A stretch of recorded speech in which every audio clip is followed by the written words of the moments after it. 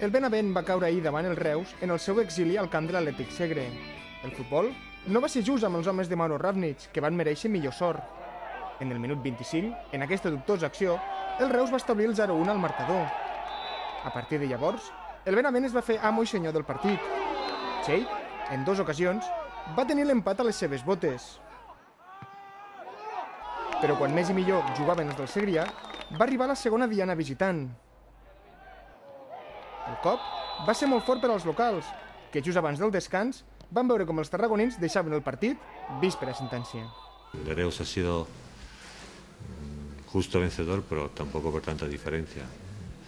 Nosotros lo hemos intentado, no hemos jugado un mal partido, solo hemos cometido bastantes fallos defensivos y eso nos ha digamos, penalizado mucho. Las ocasiones que hemos tenido no hemos marcado y eso a lo mejor hubiera cambiado el partido, a lo mejor. En la segona part, com era previsible, la intensitat del joc va baixar força, i més quan als 3 minuts de la represa el Reus va marcar el seu quart gol.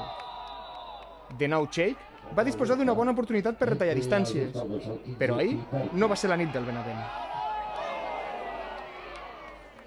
Amb aquesta desfeta, el Benavent ara és 14è a la classificació amb 20 punts.